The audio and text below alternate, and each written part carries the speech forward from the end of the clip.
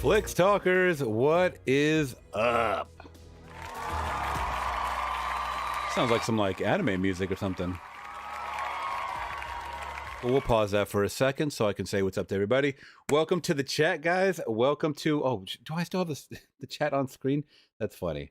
I wasn't going to put the chat on screen anymore, just for the simple fact that we had a naughty person in here last time, and I don't want to have to try to monitor or have Amanda worry about any of that shit. So I'll still be taking your questions. Don't worry. I just want to have it on screen, or at least I don't plan to. So hope it's not a big deal for some of you guys. That's all right. You guys can see what you guys are talking about in the chat as it is. So what's up, everybody? Welcome to the last chat of the week. And I will be going live on Sunday as well. In case you guys don't know my schedule, I do go live on Tuesday, Thursday, and Sunday. So Tuesday and Thursday, I do 5 p.m. Pacific Standard Time, 5:15, but we'll round it down. 8 p.m. Eastern Time. And on Sunday, I go live in the mornings. All right. So you guys can wake up with some coffee with me. All right. 8 a.m. I should say 8 a.m. Pacific Standard Time. That's, what is that? 11 a.m. Eastern Time? Something like that. I don't know. I don't know my time zones right now. But can you guys hear me okay? Is everything coming in nice and good? You got your Wednesday mood? Oh, yeah. I have not finished Wednesday yet, but we're getting there. We are getting there. I got 2 more episodes to go. What's up, Pedro? Good to see you in here, my friend. Everything sounds okay, though, guys? Let me see my inputs.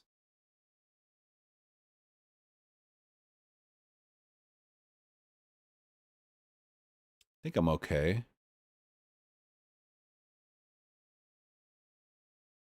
Everything sounds good? Okay, cool. I like good levels. All right, guys. So if you guys are unfamiliar as far as what we do here, we go live for a couple of hours, taking your request, going over news, funny news, viral news, movie news, all that good stuff. Rocking the horror today, guys. Hellraiser. I don't know why, but I did. By the way, there's a lot. If you guys follow me on social medias, please do. If you guys aren't already, everything right here. I posted some pictures a couple of days ago over the weekend of Five Below. If you guys aren't familiar with Five Below, shoot, I got a Five Below, man. I think they're nationwide. But check this out. I got the Halloween 2. Look at that. For $5, why not? Why not? And I mean, it doesn't look like Chucky, but that's okay. I mean, that's from Child's Play 2. My favorite damn Child's Play. That's awesome. So I had to pick up a couple more figurines, guys, for the background. And yeah, you guys know what it is. You guys know I'm getting ready for the spooky season. I like to have fun. Fall is my favorite time of year. I always say that, and then I never end up doing shit. God, I hate that. I don't know. Maybe I'm not a doing shit guy anymore. Maybe I got into an age where I'm just I'm content with being in, staying in. I don't know. What do you guys think? Do you guys ever get like that where you feel like you're this type of person, but then you never make the effort to be that type of person? Or you feel like you have to be? I'm a Halloween guy. I'm going to go all out. And then you never do. And then by the time you know it, it's already Christmas or Thanksgiving or whatever. Ah, God, I hate being the procrastinator, but By the way, shouts out to all my Flicks Talk supporters. That's awesome. I wanted to show support on the live streams. I think that was one of the perks I told people that I was going to show you guys love for supporting me on the Patreon, on the members. Our members are growing, so we're going to start doing more things over there. Please join a membership today so we can start doing fun videos. Just membership-related content. So, yeah. But let's see what's up to everybody in the chat right now. Let me see. We got Jonathan Sanko. We got Waylon in the building. Got some work again, so in bed, up as early. Well, thank you for checking in. You always pop in to say what's up, and that you're a workaholic. You're more of a workaholic than me, my friend. We got Eric Patterson in the building. What's up, Eric? This is kind of giving me Wednesday vibes. Oh, the music. I wasn't really paying attention. Wednesday's been pretty cool, man. No spoilers, but well, I can't say without giving spoilers, but let's just say when Wednesday adds a little bit of color into her life, it was so funny. It had me smiling from ear to ear. Episode 2, I believe. And we saw the Lady Gaga cameo. It was all right. I hope she comes back. It was only like for 2 seconds. What's up, Pedro? Yes, go to Five Below, please. Eric Patterson, Hellraiser needs to come to Horror Nights next year.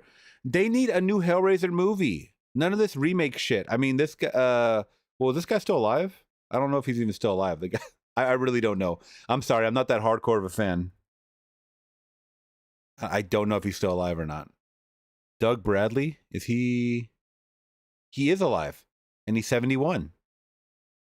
He's probably not down for that, though. You know what? Those movies are best left in the 80s and 90s, to be honest, if I'm being completely 1,000% honest. You know? There's only so much you can do with them. And I understand people want to, you know, just capitalize off of this IP and stuff. And why is it so hard for someone to come up with, like, I'm talking about someone like a studio or like someone to write a script for a brand new horror person? Why is it so hard? Can't they ask ChatGPT at this point? I would feel like it would be pretty easy with the ChatGPT, right? Or maybe not. I don't know. All right, let's see.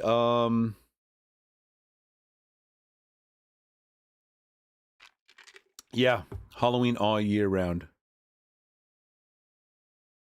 Any plans on seeing The Long Walk? No, but you know what, my buddy Q Reviews. I hope he can make the chat.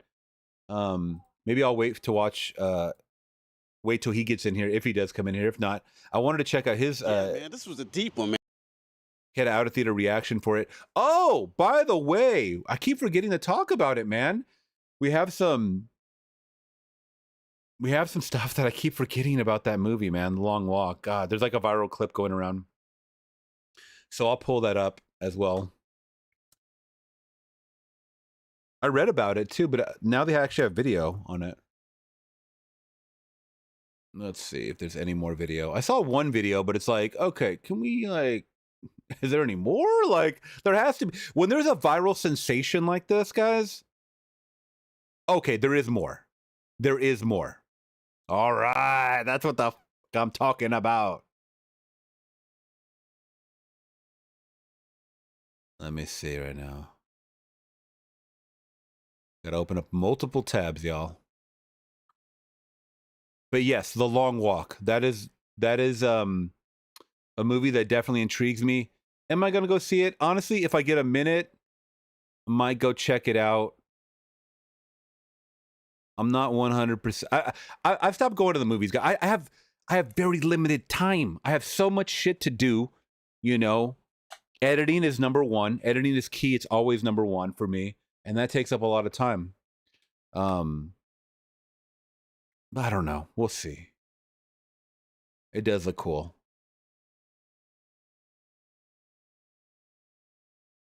Okay, let's talk about it, actually. Let's talk about it. Ballsworth 69 in the building. I love that name, by the way. Ballsworth. If that's a Godzilla figure in your background, I recommend it is. You have a good keen eye, my friend. It's so. By the way, before I bring it out, I need to get more lighting right here because I understand you can barely see anything back here, and I have a lot, especially my Xenomorph right there. That's a Xenomorph. Ah! So yes, I found my lovely Godzilla at a discount warehouse place. $5 because I think it was damaged. I think there's like a damaged area on here. I thought there was. Oh, I think up here is like a little crack or like a little defect. Can you see that? Yeah, you can see it from right there. $5. So it was like an Amazon overstock or whatever. $30. $30 originally, and I'm like, that's mine, and I want that right now. The legs move and stuff, and it's very limited on the mobility or movability, whatever. But this is like, this looks so cool to me. See if we could focus in on that. No, come on, focus. Little focus, get in there. Sorry, guys, I have the worst camera focus. Okay, it's probably seen the background. There we go. I thought it looked super cool. For $5? I mean, come on, dude. Godzilla is my favorite, guys. Most of you guys know this by now. I've been a huge fan. Yeah, I'll definitely have to, and we got my cool Xenomorph that was gifted to me. This was gifted to me by, Jason. Flicks Talk family member in the chat. Always. I don't know if he's in here today, but I have not watched Alien Earth, guys, and maybe I might not ever. Let me explain to you why. Let me explain to you why. So I saw the first episode. It didn't capture me. I didn't like what they were doing with the children and the synthetics, whatever. I understand people are going to hate me for that. Then I heard, if you've seen Alien Earth, please confirm this. Then I heard that they completely retconned a lot of things like Prometheus and Alien Covenant. I don't like when they do that shit. I don't like it. Just go off of the lore that already existed there for 40 years, 50 years. 40 years, actually. Or 45 or something like that. Don't retcon stuff, man. Just leave it as it is. Stop trying to, create stuff for a newer audience and other stuff like that. And, I don't like that. That's what I heard. Then my coworker was telling me something about a new episode of Alien Earth that he just saw, that I guess just came out, and he was telling me, and I'm like, wait, what? That doesn't sound like the Alien that I know. So yeah, I'm getting old, guys. I don't like change. So, but we'll see. Maybe, I don't know. But you said balls worth. Anyways, you should watch the trailer. RQ, what does that mean? To get an idea of it. Of Godzilla 1954. Godzilla was first a metaphor for nuclear weapons. I think I've seen the 1954 version. I'm pretty sure I've seen that already. 1954. Yeah, I think I have seen this. I think I might even have a reaction for it. Let me see. Maybe not. Okay, maybe I haven't seen this one. Oh, I have the King Kong versus Godzilla from 1962.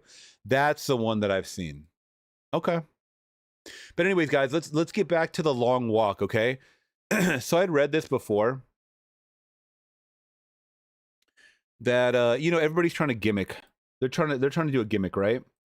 Of getting people to movie theaters. They want to get people to movie theaters and they don't know how because no one's going to the movies. I'm telling you guys, this is fact. This is gospel. No one is going to the movie theaters anymore. All right? That's why it is the lowest. It is the lowest year for movies. Unfortunately, with the budgets that everybody keeps throwing into these movies, it makes it hard for studios to recoup. So we have some gimmicks right here. We have a treadmill screening for The Long Walk took place where every person had to walk on a treadmill faster than 3 miles an hour for the whole movie. If they stopped, they were escorted out of the theater. Now, Amanda, tell me, you're the book nerd, Amanda. Did you read this book yet? The Long Walk. It's by Stephen King. People told me in the book they had to walk 4 miles an hour. But I guess to make it a little more realistic and to make it, according to, the treadmill thing, 3 miles an hour was a little more suitable average brisk walk for everybody. So let's get into the first look at this viral campaign, guys. And would you do it? Let me know, would you do it? What does that tell you? What? Nobody signs up for this. Not really. It's not smart to talk bad about The Long Walk. What is that? It's funny that this girl's already, this looks like the beginning of the movie, but this girl right here in the middle, she's already fanning herself off. She's like, Jesus, girl. Jesus, what did I sign up for? Nobody signs up for this. Look at, Not really. girl. It looks like the beginning of the movie, but would you do it, guys? It's not smart to talk bad about. Okay, I can't walk in. I don't know who else does this. Whenever I try to exercise, I say try to, because my schedule for exercising is like on and off again, right? Like we're gonna take a walk, an evening walk after this.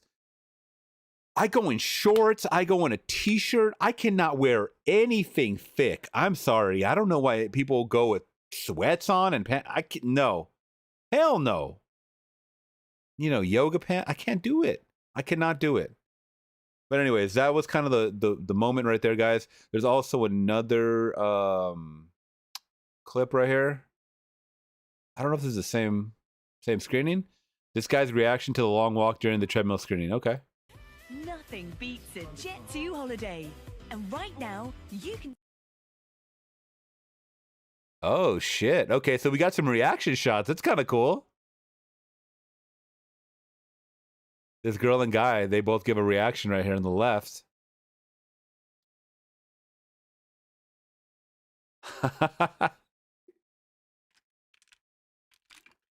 It might be hard to focus, yeah, while you're walking and watching people get blasted. Because basically, if you guys don't know, it is a movie about if you slow down or if you stop walking, you die.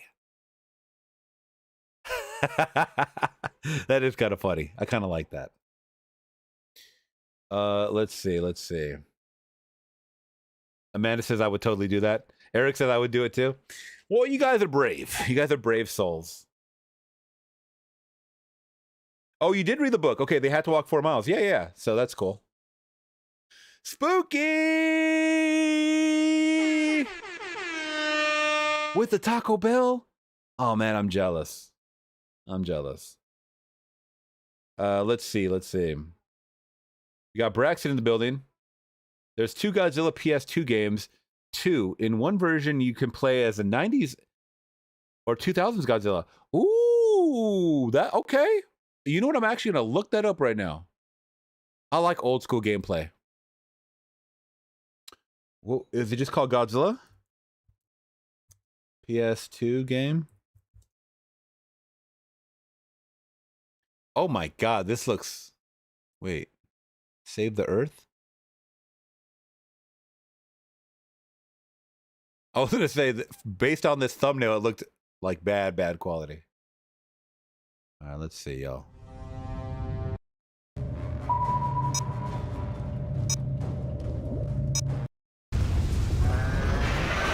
Oh, so it's a beat 'em up.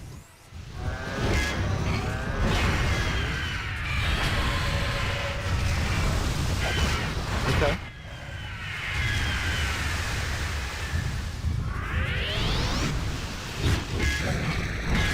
So that's Godzilla 2000 and Anguirus? Gigan. Megalon. Actually, it's kind of fun. I mean, when did PS2 come out, too? I feel like early 2000s, right? So I think maybe people would have fun with that game. All right, let's see. Mothra, Rodan, Jet Jaguar, or some of my favorite monsters in Godzilla. Braxton saying, okay. The Pinnacle in the building saying the new Alien series is goofy. I couldn't get into it. Thank you. I couldn't get into it after the first episode. It's already 5 episodes deep and people are like calling it. That's what I'm saying. I think. No, I know at this point that Hollywood is full of shit. People just jump on bandwagons and they really want to be cool. So they don't want to say, oh, it's a bad series because they don't want to go against the grain. They don't want to be themselves or be an outcast. I'm good on that. I'm good. Yeah. You guys can follow the flock, but I'm good. That Pinnacle says if they want people back, lower the price and start theater cycle of 1980. What does that mean? And onward back up. I don't know what that means. Oh, just play the classics in order they were. So check this out. This is cool that you're talking about this because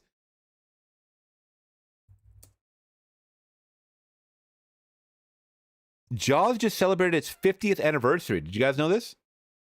And they re-released it in theaters. I don't even talk about this. I should have talked about it on Tuesday. But check this out. Or Sunday, actually. God, I got to get this. I hate these bright screens, the bright white screens. Let me adjust my... adjust this really quick.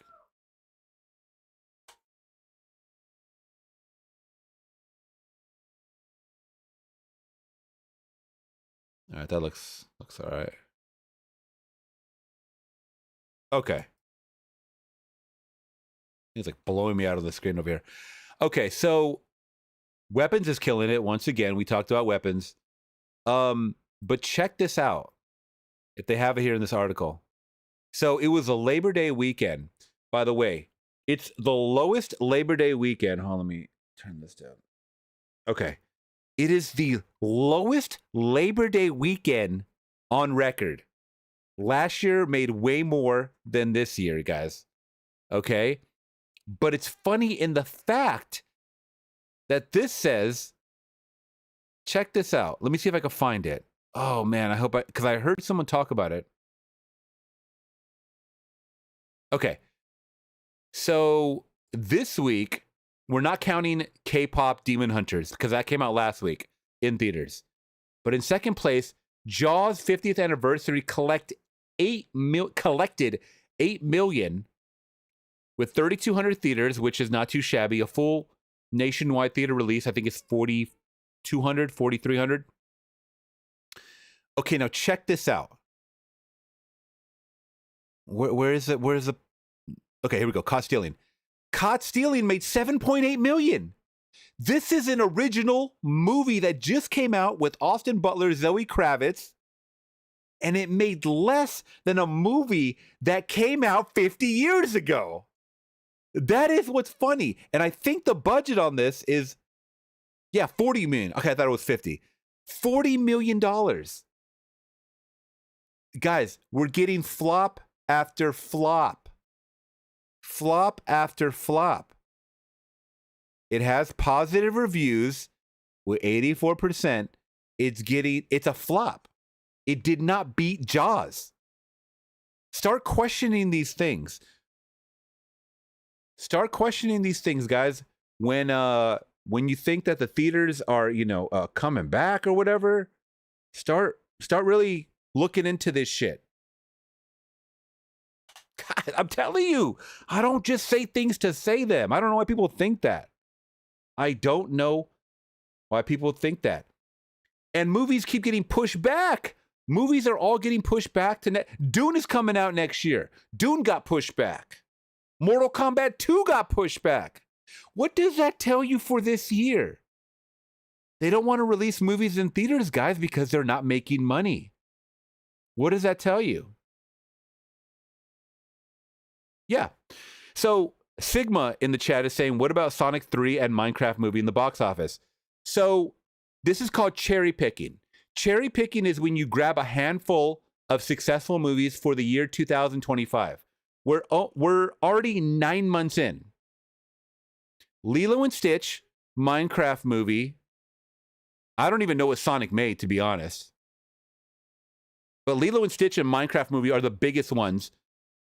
Minecraft movie made almost $1 billion at the box office. Lilo and Stitch made over $1 billion. But the fact of the matter is, if you have to cherry pick, guys, we should be having billion-dollar movies every month. Why are we not having that? These are the questions that you need to ask. Years ago, it used to be like that. Let me see what Sonic 3 made, because I didn't even watch Sonic 3. I love Sonic 2. I need to watch this. It's just I haven't got a chance to do it. I'm sure it made like at least 6 or 7, right? Oh no, it actually didn't make that.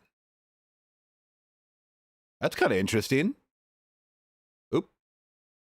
It didn't even make $500 million.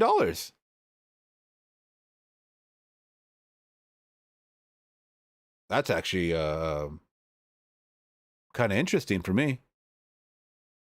Okay. So, I don't know what I think of that right now. So 500 million. Let's see their budget.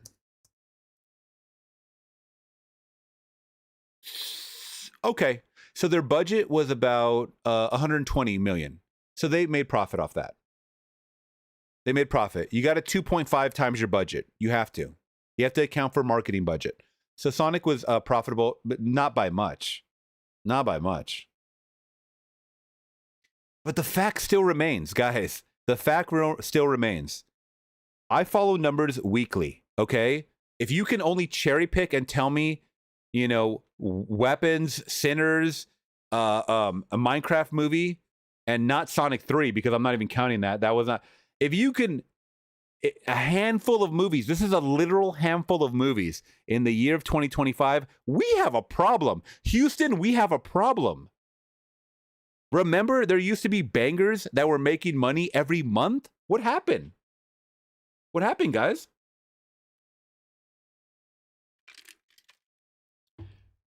That Pinnacle saying classics are classics for a reason. Nobody will be talking about most of this new crap in 50 years. They will not.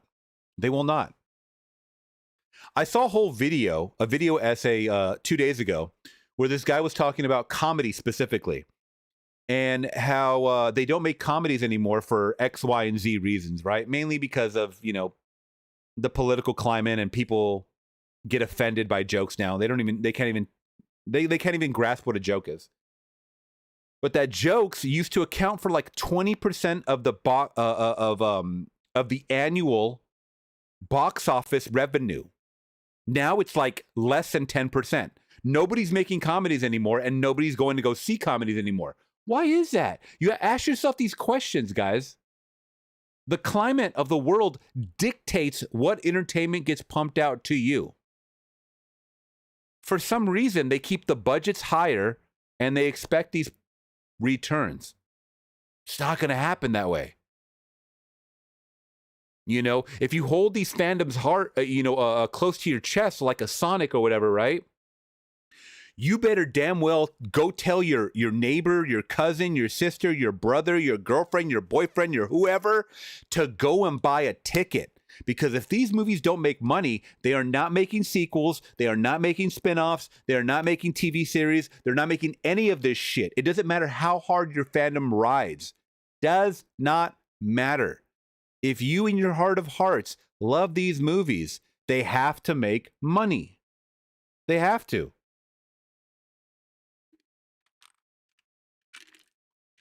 And I want these movies to win too, but sometimes I get really skeptical when I hear they're going to make, I don't know, live action The Adventure of Zelda, right? Or The Adventures of Link, I'm sorry. The Adventures of Link live action. The first thing in my thought is not the casting. I don't give a shit. I don't care about that. The first thing in my head when I hear something like that, I go, what's the budget going to be? That'll determine my next thought process. Isn't it sad that we go to numbers? We have to, because you want these movies to win, and they won't win if they flop. I don't know why, you know, it's not about the enjoyment level of the actual movie. You have to think ahead, man. Think ahead. If you love movies, you should look at everything as a business. You should look at this shit like a business, because that's how Hollywood does it. You're a viewer, right? And on the flip side, if you think that they're going to butcher a movie, then don't go support it. Because guess what? They will not make that movie again or sequels of it. Hopefully not, if it flops. And I think that's what's happening more and more, guys, is that they're seeing the writing on the wall, and people are seeing the trailers, or they're watching a couple of episodes and they're like, look at The Last of Us Season 2. Did you know The Last of Us Season 2, most of the audience, they watched like 3 episodes, and because of what they did to that whole storyline, or followed the storyline of the second video game, 50% of the audience dropped off. They didn't even finish the rest of the series. Writing on the wall. Writing on the fucking wall.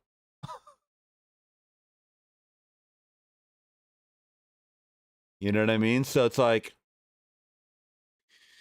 it's crucial sometimes to start listening to what's going on in the digital streets, as I call them, the internet.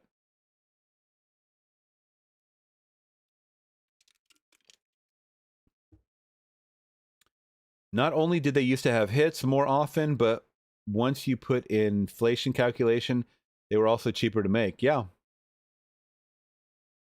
Also, I think it was important that it took longer to come to home video. Now they're coming to street. Superman came to your home theater on you go watch on your couch in a month. Superman, one of the most recognizable, if not the most recognizable superhero in the world, came to your home theater in 1 month because it was not making money in its theatrical run.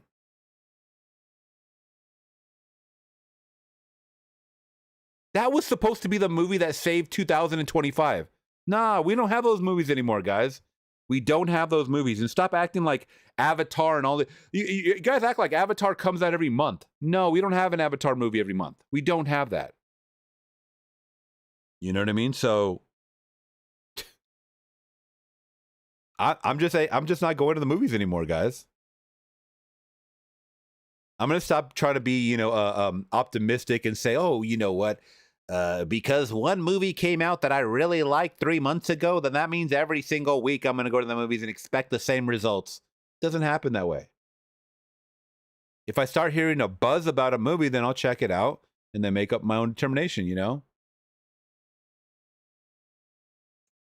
Okay, let's see what Q is saying about this long walk.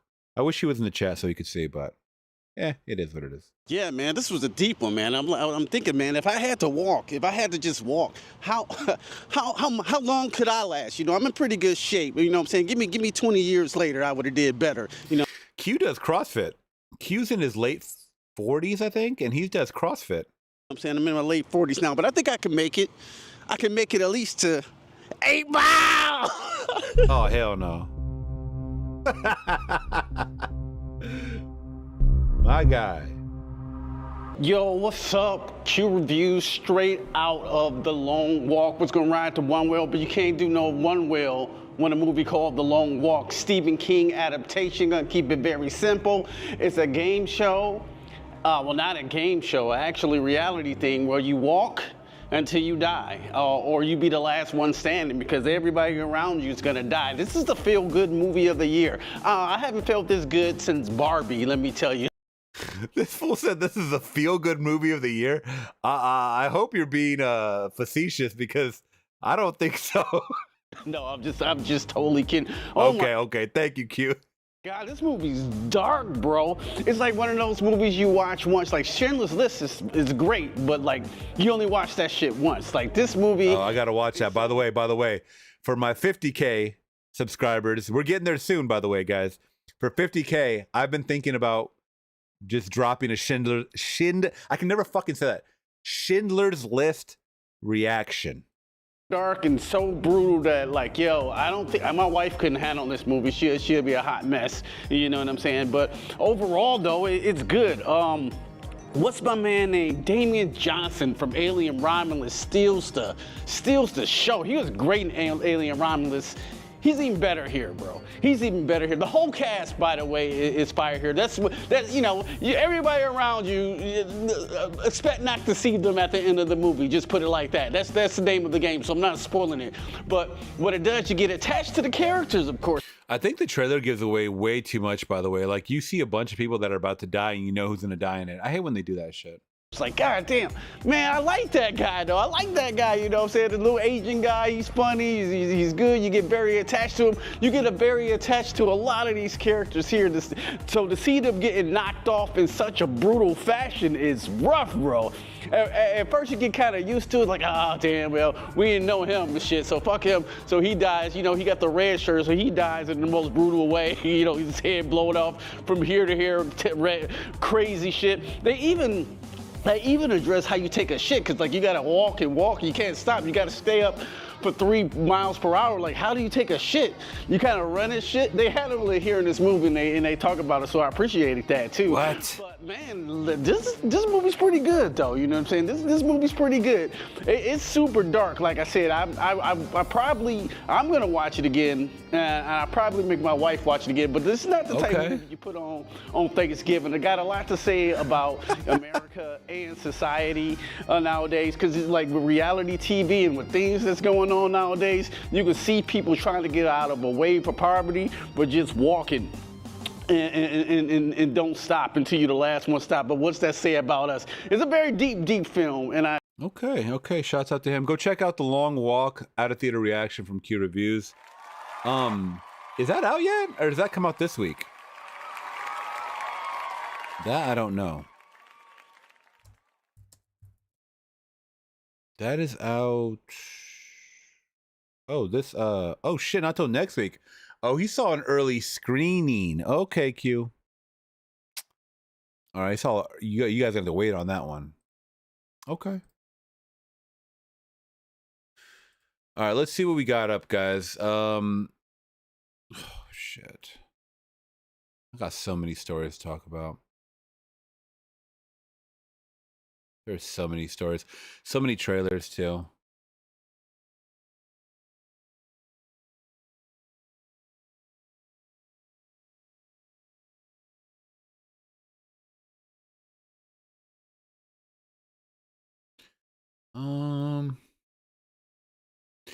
Okay, so we talked about I don't even watch this clip, but so we did talk about the Goonies sequel a couple of weeks ago. It's out next weekend, okay. The Goonies sequel and how I'm not pumped for it or whatever. It's just too long in the making. I don't know. Is anybody else feeling Goonies 2? Let me know, guys. But they met up with Corey Feldman. And this guy's always an interesting fellow, right? I mean, to say the least, I think. So let's see what he had to say about Goonies 2.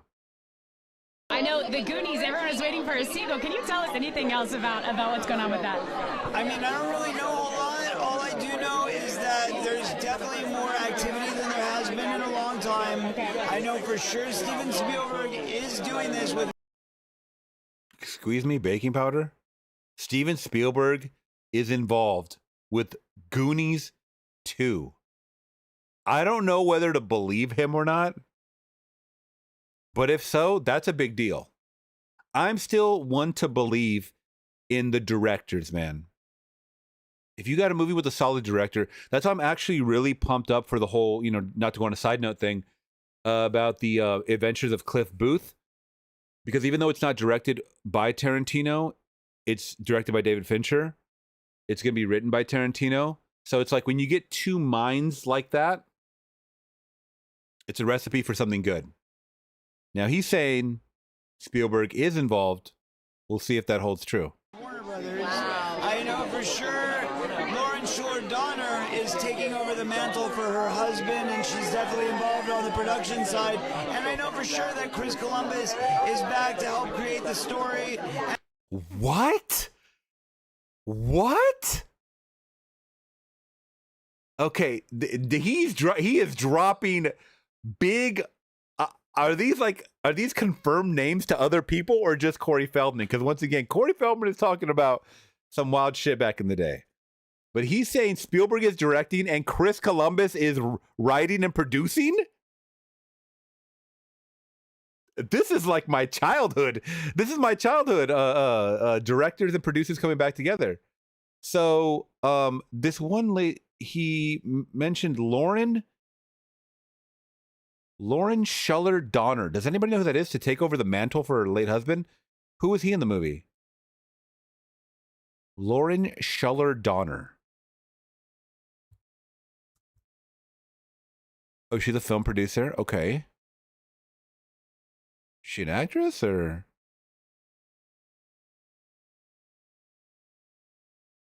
Does anybody know about? Spielberg may just executive produce. Oh, let's see. Lauren Schuler Donner. Okay, this is confirmed news. Will serve as an executive producer for the upcoming sequel. She was the wife of the original film. Oh, She was the wife of the original film's director, Richard Donner, who passed away. And okay, so she, interesting. Interesting. I didn't know any of this stuff. Okay, that's cool. You got a lot of big names involved. Donner is taking over the mantle for her husband, and she's definitely involved on the production side. And I know for sure that Chris Columbus is back to help create the story and be a producer.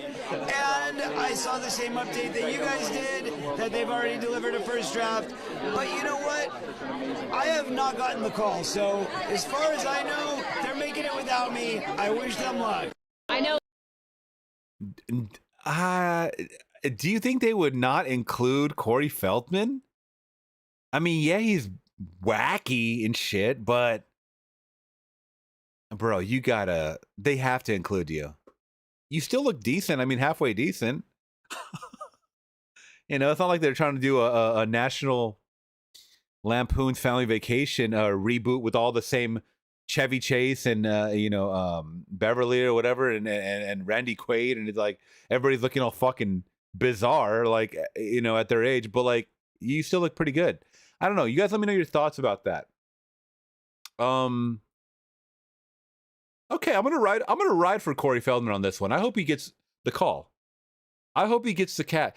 This is only if all of those names are attached. If we get Chris Columbus, Steven Spielberg, and Richard Donner's wife, who I don't know if has she done other pictures? I don't know. And we get all of the cast back. Okay, maybe you guys know an update on that. I'm not following the Goonies sequel updates. They may try to reboot it then. A dumb, barely connected sequel. A big mistake. Oh, they're gonna make a sequel. It's not gonna be a reboot for sure. Okay, how about this one, guys?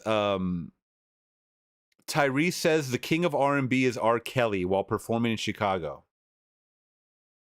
Now, I love R. Kelly as far as like his music goes, okay? Don't clip me out of context right now. I said as his fucking music goes. Don't clip me out of context. But as far as like playing his music in public, I ain't gonna do it. I ain't gonna do it. But Tyrese says, feel whatever you want to feel. I give no fucks to give. The king of R&B is R. Kelly. So Tyrese is another one that's gone wacky off the deep end, like in the last 5 years. I don't know. Let's see what he's screaming about. I know the city I'm in. I'm going to say it again. Feel whatever you want to feel, nigga. I got no fucks to give. The king of R&B is R. Kelly. Shot-town, baby. Now, what do y'all think about that? On a musical note, the king of R&B. Now, we're not talking of all time. Now, R. Kelly was dubbed the king of R&B. Okay, he was dubbed this title. Obviously, for a 21st century, more of a 21st century, because you have to realize you had Usher, you had R. Kelly, you had Neo, you had Chris Brown, you have all of you even had Tyrese was in the mix, you know, in the early 2000s. That's just to name some of the males. You had Ashanti, you had Beyonce, Destiny's Child, all the girl groups and stuff like that. You had a lot of people that were killing it. In Mary J. Blige, Faith Evans. You had a lot of people that were involved in R&B around that time when R. Kelly was around. But is it extra weird us saying that he's the king? I think it's something that just can't be mentioned anymore. You just can't mention it, bro, because yeah, people are going to agree with you on a musical level. Hey, but I'm playing it. I am not playing Step in the Name of Love. Some people may. Some people totally disregard the actions and the art from the artist. I mean, I'm going to have to do it when I go see Tron Legacy. Jared Leto's a creep, bro. But I want to see Tron Legacy. I mean, Tron Ares, which is the third Tron movie, when it does come out. I'm gonna have to put my bias aside or my thoughts aside when it comes to him on the screen. You know, I've always been like this. As far as I've said this to you guys, I think you can separate the art from the artist. Well, Aaliyah was in the Aaliyah was more 90s. I mean, she had a little stint in the early 2000s. But I can separate the art from the artist depending on what that artist did. If we're talking about a Kevin Spacey, fuck no. Fuck no. If we're talking about a R. Kelly, fuck no. If we're talking about a Michael Jackson where he was literally acquitted of everything, but I kind of had a hunch that he did something, I mean, I may feel weird when I play his music, but there's no concrete guilty for him. You know what I mean? I don't know, guys. What do you think?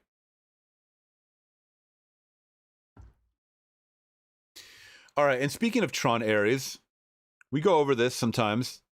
The popcorn buckets, right? We all love those. Or we all talk about them. We go over them. So let's go over it. So we got the Tron Legacy. God damn it. Tron Legacy is my favorite, though. Tron Ares. In theaters October 10th. I'm ready for that IMAX experience. So we got a Tron bucket with the Tron drink. I might actually get that combo. I don't even drink soda. But Tron Ares combo bucket with the drink. Now you get the 3D light cycle popcorn bucket. We'll get a bigger view of this because I have no clue where the popcorn goes. You got a 170 ounce popcorn bucket. 170 ounce. Bro, I deal with grams and ounces all day. 170 ounces. That doesn't seem right. Is that a typo? Popcorn tub. 20 ounce double wall cup. See, these double wall cups right here, these have been popping up lately. People love them. 44 ounce souvenir cup. So I guess maybe you could stick 170 ounces in there. Okay. All right, so you got that. And then you also have, check this out. The arcade container. Another one where it's like, where does the popcorn go? I don't know where they're going to put it. It's probably going to cost $50. The Tron Cycle. Let's look at that. That's fire. That is fire right there. That is grade A fire. God damn, y'all. This is Pacific Palisades fire right here. You guys know I love the red and black. You guys fucking know this. I'm not putting popcorn in that, but I'm going to get that. And where do you put the popcorn? Where do you put the popcorn? By the way, they're releasing Tron and Tron Legacy on 4K coming up soon. I just saw somebody I follow on Twitter, his screen caps of that, and it looks really, really good. But damn, this looks super cool, guys. What do you think about this? The light cycle container. I've always been a fan of them, racing on the track or whatever, or the beams of light that come out when they're on these light cycles. It looks so cool. I know this is going to be like $80 though. I know this is going to be like $80. Maybe you hold it sideways and each tire is holding popcorn. Oh God, now that I see it, they're clear. That's like nothing in there. That is nothing in there, though. That's interesting. But I'm excited for it.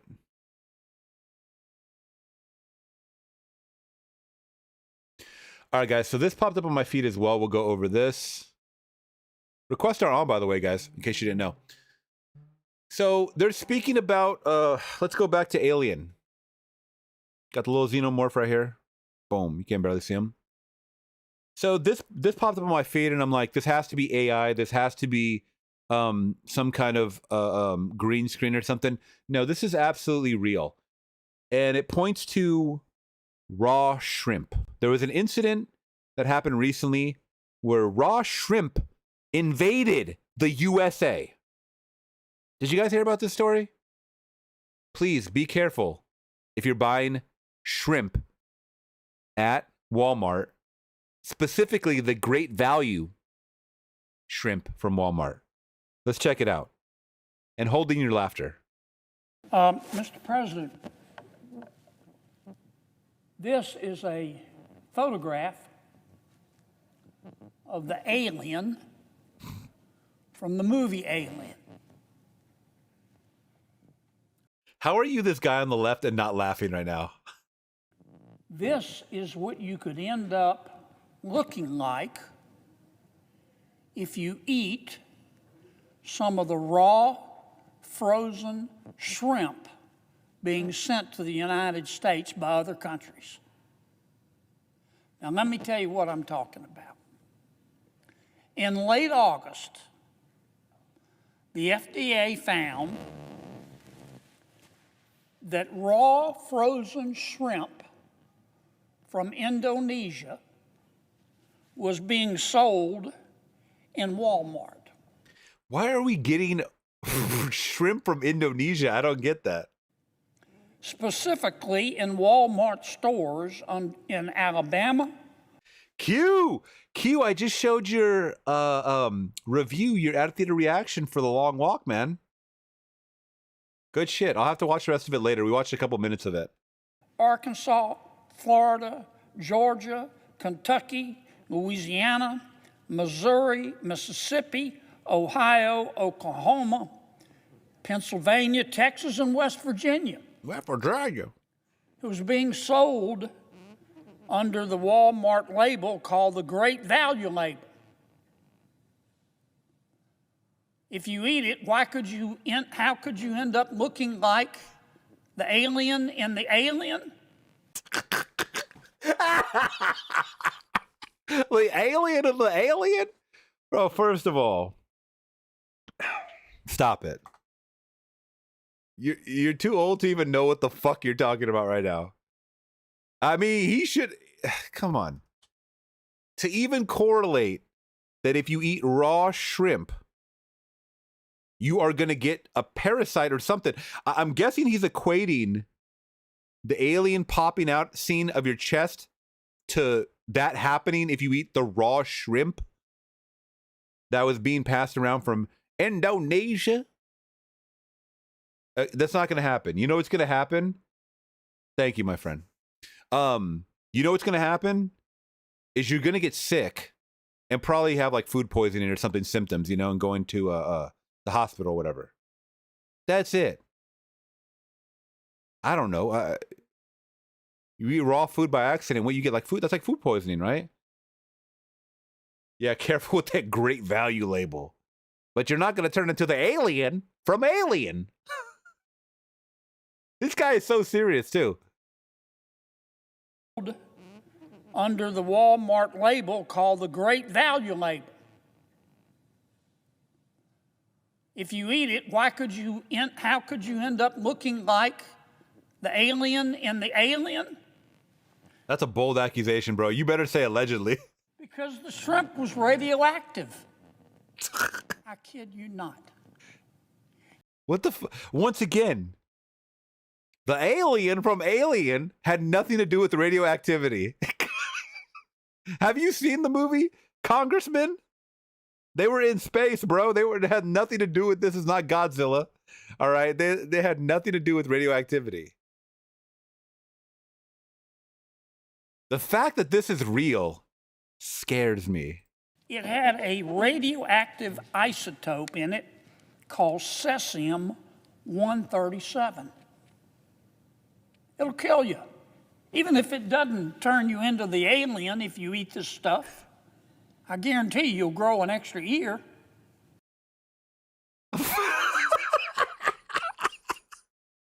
So now he's claiming you're going to grow an extra ear. But if you were so confident in the first 2 minutes that you're going to turn into the alien from Alien, and that's going to pop out of you. By the way, is the person that ate the raw shrimp, are they turning into a xenomorph, or they have a xenomorph popping out of their chest? I don't understand what he's trying to say here. And then now he's saying, even if you don't turn into the alien, you're going to grow a third ear. By the way, guys, I'm sure this radioactive isotope is fucking this minuscule as far as the percentage inside of what's the shrimp. Once again, you're going to get sick. There's not enough of it, quantity-wise, unless you're over there hoarding up shrimp just at a fucking buffet of raw shrimp to even have it do anything to you. You're going to turn into Shrimp Man? No. That ain't going to happen, bro. That may be Marvel's next movie, but this is not going to happen. That was bad enough. Obviously, the FDA issued a recall. A few days later, it happened again. Again? The FDA and NOAA, which I'll talk about in a second, found that there were 26,460 packages of shrimp cocktail and 18,000 bags of frozen cooked shrimp being sold. What's going on with this microphone, man? It sounds like he's ripping a fart and taking a shit in his pants. You hear this? Brrr. Excuse me, Congressman. I think the alien is coming out your ass. And 18,000 bags of frozen cooked shrimp being sold once again at Walmart and at Kroger's throughout the United States, containing the same radioactive isotope. As the alien? Bro, this is a movie. How did you test the Xenomorph? I tested it. I went to Ridley Scott and I said, is this isotope in the alien? Because if it is, I'm going to tell people the truth. How could this happen in America?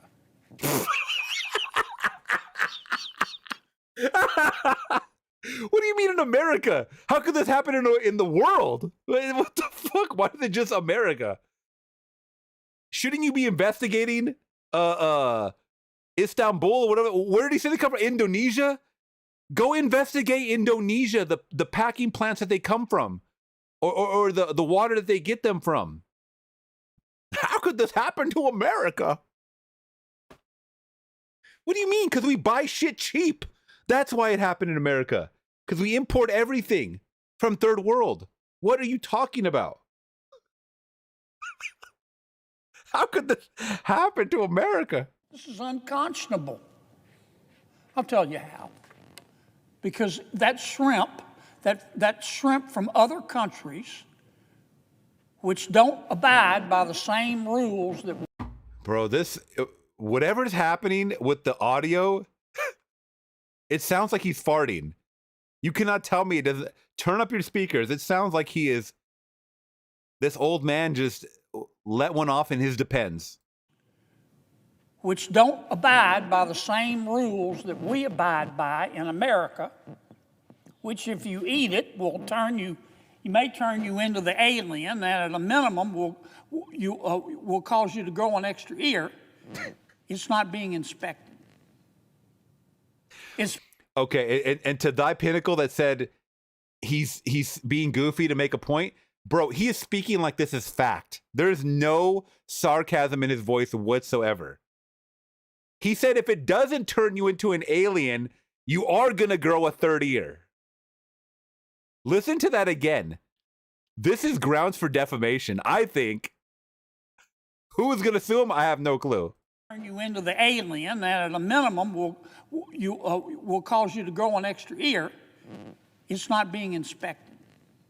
At a minimum. It's supposed to be. It's supposed to be inspected by the National Oceanic and Atmospheric Administration. We call it NOAA. It's part of the Department of Commerce. And yes, they're inspecting some of it, about 1%. On a good day, 2%. That's not good. The United Kingdom inspects 50% of the foreign seafood coming into its nation. Even China does a better job than the United States of America. This is unconscionable. Mr. President. Okay, so that last part was the most concerning thing that he said in this whole fucking argument, I think, or the whole statement that he made here. I think we should be diving deeper and being more thorough. And I understand these plants and these warehouses are huge. Trust me, I work in a warehouse. I work with a lot of suppliers and a lot of companies where FDA comes in and they regulate. They check everything top to bottom, and these standards have to be met. Because we're working with a lot of chemicals, we're working for a lot of people, we're working with people that are importing shit from China and fucking Indo everywhere. All over the planet, we're getting components and boxes that are sent in daily. But he is right, though. The FDA has only fucking visited us once in the 8 years I've been working. And I'm sorry to out myself out, but yeah, he's right about that. He is so right about that. You know what I mean? We got to start checking more. We got to do more thorough checks. The reason why they're not, I have no clue. Maybe you guys can answer me that. Riddle me that. Per Kayla, welcome to the chat, my friend. Heroic Waffles in the building. What's up? Q Reviews, what's up, my friend? Robert H. Welcome, my friends. Welcome. Robert H says, yeah, he's saying it will turn you into a xenomorph. Like Toxic Xenomorph Avenger. Toxic Xenomorph Avenger is hilarious. I could see that from like the Asylum or some kind of low budget company. He's actually a very humorous guy. He's joking. I would love to see more clips. This is the first ever clip I've seen from this guy. So, all right, let's get into the next story, guys. I'll be here for another hour taking your requests or any questions that you guys have in the chat. Please let me know. All right, so earlier today, oh, I might cry. You guys know I get emotional for the love of certain things. I'm glad they finally did it. They better do it for Chris Farley. But they just released the first trailer for a John Candy documentary releasing on October 10th, which is ironically the same weekend as Tron Ares. So I'll be hitting those both on that weekend. October 10th on Prime Video. Let me know your love for John Candy. I loved him so much. I still have to go back and watch a lot of his works, but larger than life man, just as far as personality and whatnot. So let's check it out. I can't tell you what was right about John Candy or what was wrong. But he was my friend, and I don't want to cry, but when I see him, when you see his face, I mean... Who are you? I'm a Mog. Half man, half dog. Gus Polinski, Polka King of the Midwest. Director of Sales, Shower Curtain Ring Division. This is a lovable guy. This is a guy who, the minute you see his face, you're going to smile. He was amazingly funny. Thank you. He was one of the top performers out of all of them. Guess my secret to acting would be I pretend real hard. Even though John did distinctly different characters, John was always there. He was so gentlemanly and so Canadian. Nobody had bigger expectations for himself than John. And then all of a sudden, it kind of jumped to a different level. I've made winning my whole life. And when you make winning your whole life, you have to keep on winning. You've been in more turkeys than a stuffing mix. I think the weight of everything he was doing was just too much. A hazard of this business is that it's very unhealthy for people pleasers. You can't really do favors for people. It's a bottomless cup of coffee. If you go a whole lifetime eating your feelings, drinking your feelings, smoking your nerves, it shows up. Damn. You know, there's some things that are just painful. That's it. And you can't make them not painful. Hollywood still reacting to the shocking news. John Candy is dead at the age of 43. 43, god damn. That's only 3 years older than me, man. Make God laugh. But it's the face you put on the world that defines who you are. What? Colin Hanks? Tom Hanks' son is directing this? He lived his life very much like the movies.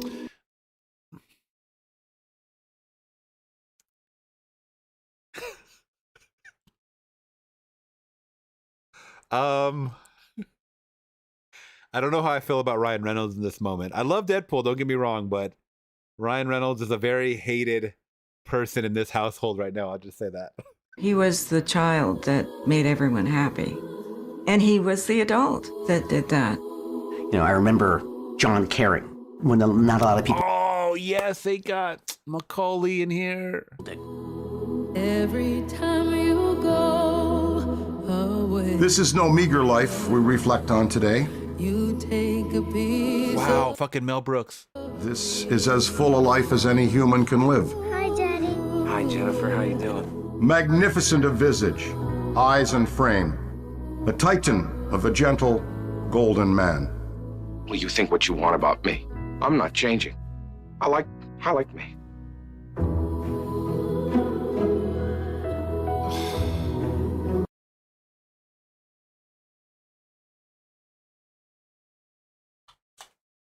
I can't do it with that scene. That's my favorite scene right there.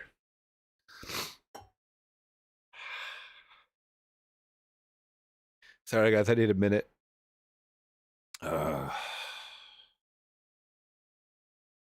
Damn. That is my favorite scene from him.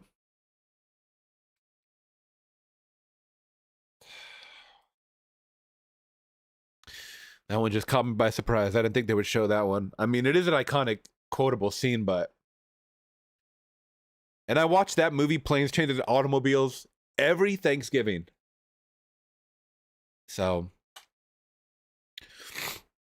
Rest in peace, John Candy, man. I gotta watch more of his movies. I have not seen The Great Outdoors with him and...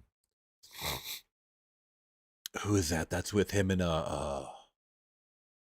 Fuck, I forget his name from Ghostbusters. Damn. I Like Me.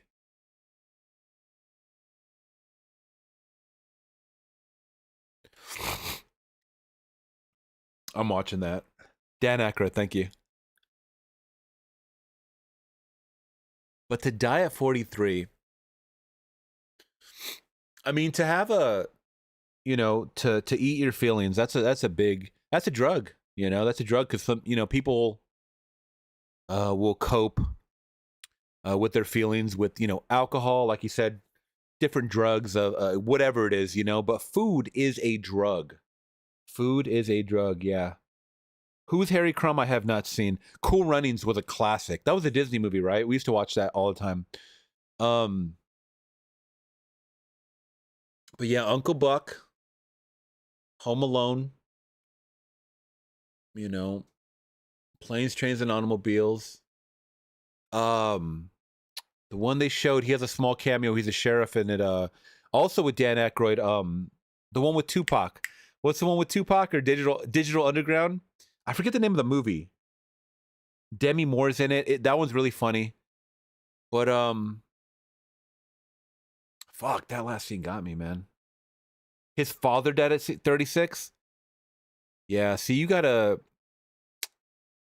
you know, I don't know if he did drugs either, like Chris Farley, but Chris Farley was a large fellow too, and the drugs got his ass, you know.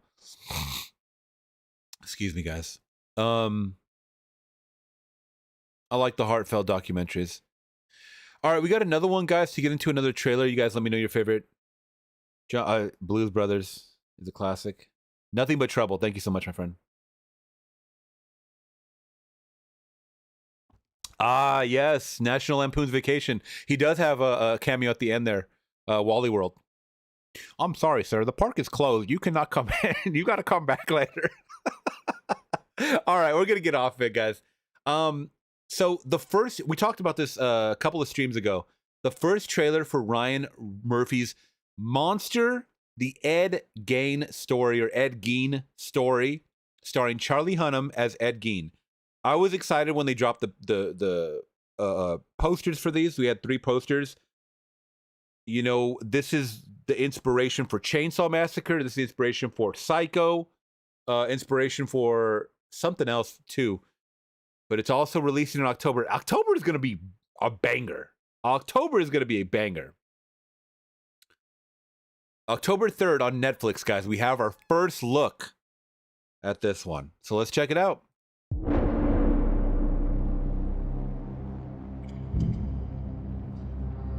Ooh, this long legs vibes right here. What shocks you most about him? How did he do it? Oh, God, the lampshade. What was his childhood like? Wait a minute. Hold on. What was that? Oh, this is some Nazi shit. Was he into that? The birth of Buchenwald? And there's a woman here and she has like Nazi garb. You guys can't see that. But she has the armband, the swastika armband. Interesting. Okay, I don't know anything about him. Holy fuck. Now, I'd like to show you something worse. Oh.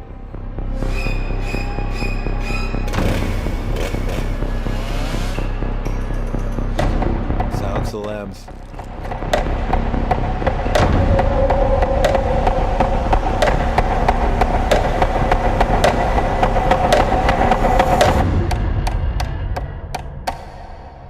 Ooh.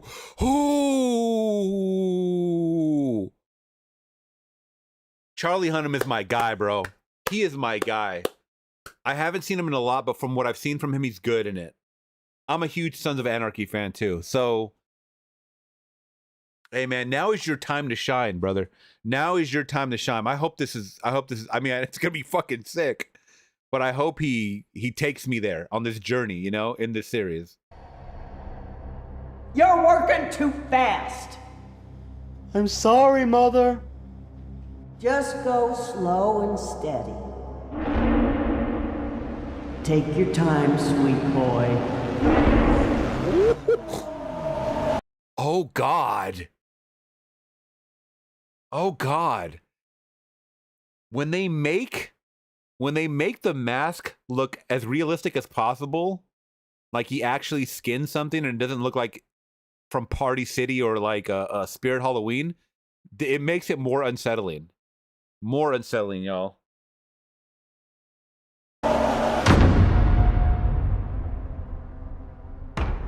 Okay. Jesus. Yeah, the skin masks are... It may not be creepy to Gen Z. I don't know. Maybe it's for an older audience as far as like, we can understand how creepy that shit is. You know what I mean? I feel like I feel like Gen Z is more obsessed with jump scares, and that's what's scary to them.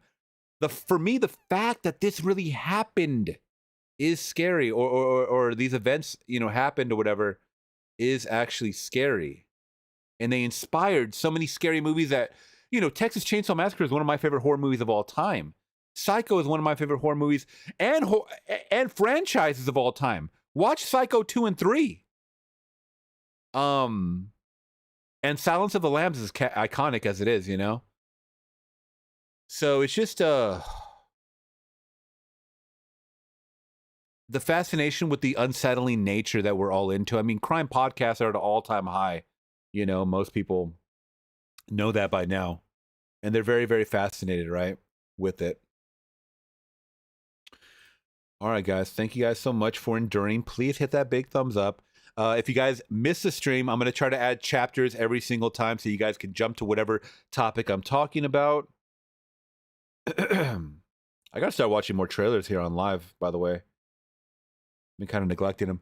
Okay, so we have kind of an interesting story to talk about. How many of you guys know Druski? If you guys don't know, Druski is a comedian. I only found out about him really a couple of years ago, but I started watching his content like maybe earlier this year.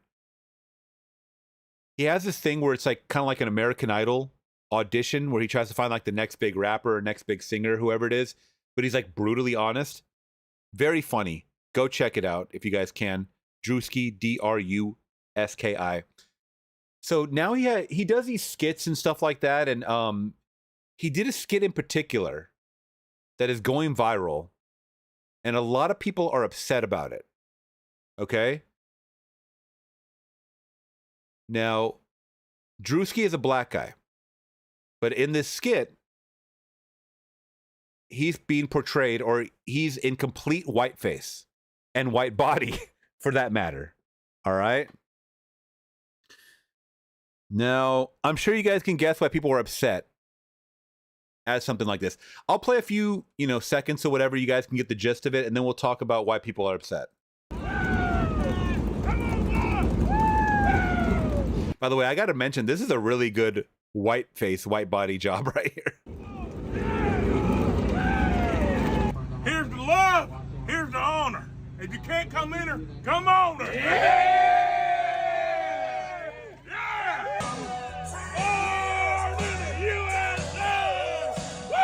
And these guys in the back probably don't even know who the fuck he is. They just think it's a white guy. That's the funny part. Born in the USA. Hey, Suanna. Suanna. She's not listening. Hey, come up. You need to listen to your nana. Go ahead, baby. 6 o'clock. Girl, you crazy now.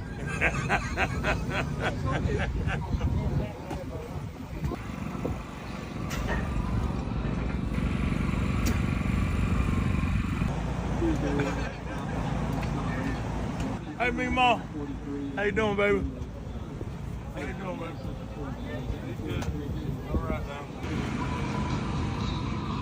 He's got the sunburn and everything down.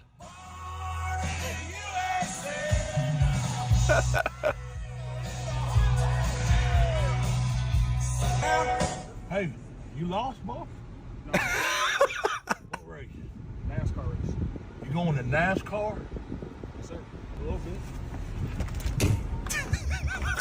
You ain't lost, is you? No, I'm good. I'm going to the race, sir. Sure about that? Yes, sir.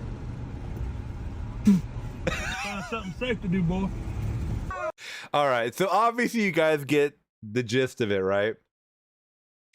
He's poking fun at, these guys that go extra balls out, America, NASCAR, drinking Monster, drinking Bud Light.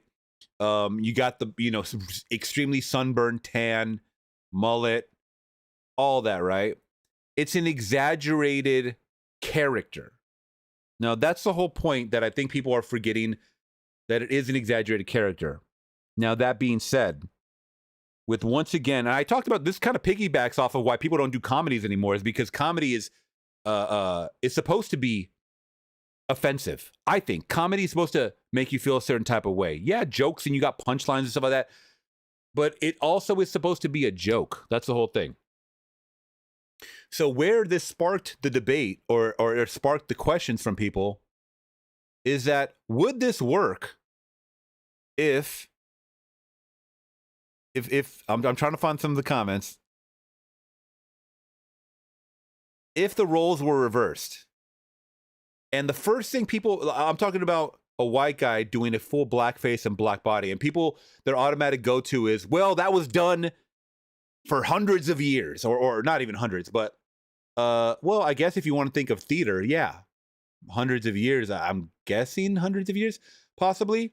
And then, of course, in cinema, we know that white people portrayed literally every single race: black, brown, Asian, every because they didn't cast these people in movies, right? And when I'm talking about people, I'm talking about the people of color that were these roles were supposed to be written for. They just played them themselves, right? So that is the big debate. And you have a lot of people, and I don't know if they're white people, because this is people on Twitter, guys, that are upset about this, saying that if this was a white guy doing this, this would not fucking fly. And then also you have the excuse of, well, it's just a skit. You know what I'm saying? Like, it's one of those, oh, it's just a prank, bro. Like, can you get away with anything nowadays by calling it a skit or a prank? You guys let me know. I would love to know your thoughts. But Top comment right here is, white guy here. This shit is fucking hilarious. If you're offended, you're a pussy. We also got some Cracker Barrel memes. Let's see. I want some. This is a classic meme right here for the type of people that he's obviously making fun of. Guess we can start doing blackface now. And then it has like the meme of all the guys that would say something like this, right? This person says Theo Von needs to do a blackface skit now. No, I don't. I love Theo Von, so please don't do social suicide. Top comment right here. So are we allowed to do blackface again? I don't know. You know, I mean, these could be anybody. I don't know who these people are as far as like their accounts or whatever. Your makeup artist needs some sort of award. Yeah, seriously. That's the first thing I thought of too. If you ever got water from this and that bitch start vibrating and shaking, you know that water about to be cold. What the fuck? Oh man, this guy looks exactly like who he's making fun of. Okay. Okay, this is the comment I saw. This is the top comment that I saw. Notice how no white folk acted like you were. And why did you spit at the feet of black people? I wish you would go back and ask them how many times that happened that day. You treated them worse than any white person did, I assure you. Always have to invent the racism. Okay. What do you guys think about that? I go back to, obviously, it was once again an exaggerated character. And that was the whole point, is to bring awareness to these stereotypes, to bring awareness to the, it's the over-exaggeration of characters. I mean, you watch any Adam Sandler character, Adam Sandler movie, and you see these over, blown out, exaggerated characters, right? Maybe not racial, but just these over-exaggerated characters, whether it comes to like people that have mental disabilities or whatever. They're exaggerated characters. And I think that's what he was doing for this skit. I think more people right now are on Druski's side as far as like, it was just a funny character. But in the same vein, there's no way that it would fly. So it is a walking contradiction at the end of the day, because you could not do that if the roles were reversed. That's just what it is. I don't make the rules, guys. You know? I really don't make the rules. That's just kind of my thoughts on it. But he kind of went all out for doing this character. I mean, I thought it was funny. Obviously, I laughed. But I don't know what you guys think about that. Yeah, but look at it. Check this out. And check this out. Salute to Druski for continuing another great American tradition. Let's not forget that Eddie Murphy did it back in the day on SNL. Chappelle did it on the Chappelle Show. Martin did it on the Martin Show. Or the Martin Show, what do they just call Martin? So there we go, guys. I don't know if I don't know. It's I don't know if I would never be, if I was a white guy, I would not be offended by that. But at the same time, you just got to kind of bite your tongue, and you know that nobody could do it the other way. The throwbacks, though, thank you. Yeah, exactly. Not a new thing at all. I thought it was funny. Thy Pinnacle saying it's okay. Most whites don't care. Roles can't be reversed. You can have it. Druski killed it. Thy Pinnacle saying, I don't find it offensive to whites, actually. I'm white. I find it offensive to the black ones in the video. So I really hope it's fake. Oh, yeah, it's fake. That's one thing that everybody was saying that you did those black guys wrong by spitting on their feet or whatever, or spitting in front of them. Everybody there was in on it, except for the white guys. I think the white guys that he was driving by, born in the USA. I don't think that those guys were in on it. I don't even think they knew who Druski was or knew his mannerisms or anything like that. But yeah, just something that I wanted to bring. The tan lines are crazy. Yeah. Martin finding Tommy Hearns was funny. I think I remember that one. Yeah, no. So that was one thing that was going around that I was like, what? This is bizarre.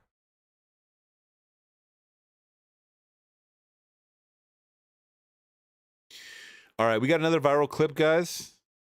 This one's nuts. I haven't even seen the full video yet. But a brand new $1 million yacht tips over and sinks in just minutes of launching. Did you guys see this shit? So bizarre. Off the coast of Turkey. God. I wonder if they knew it was going to sink. There's a lot of people filming. That looks more than $1 million. There's no way. That has to be at least 5 or 6. It's a yacht.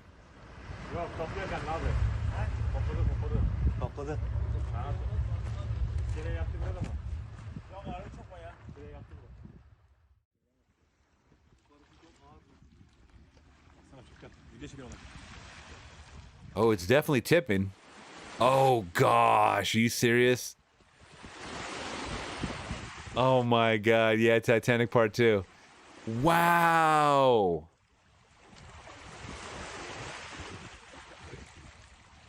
How does this happen?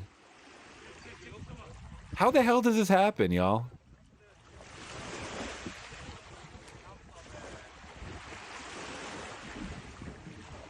Nobody's screaming or anything? I'd be screaming, bro. Bad engineering?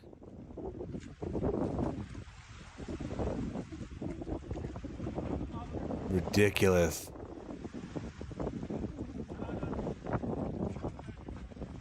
At that point, you know how many repairs and how damaged it's going to be inside for water damage?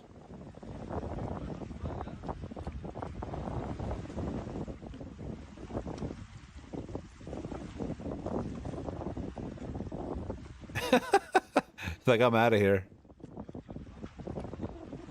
Wow. Jeez. I definitely got to give that one of these.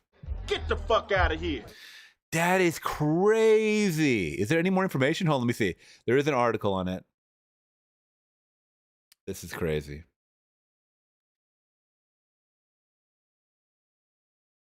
I want to know who owned it. Let's see.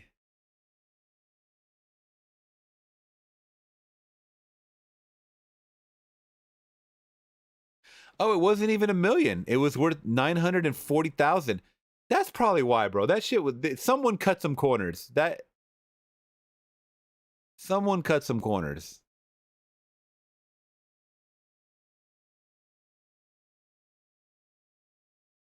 The cause of sinking was under investigation, and that technical inspections of the yacht will be carried out to determine what happened.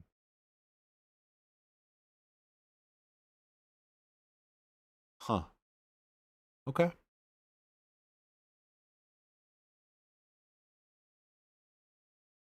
Interesting.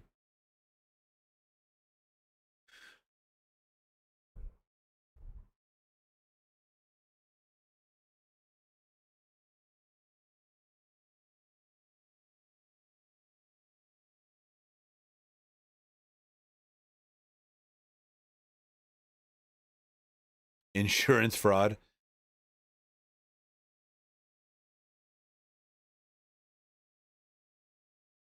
What the fuck? Hold on, y'all. This just broke a couple hours ago. Nah. Floyd Mayweather, Mike Tyson agreed to super fight? Legend versus legend?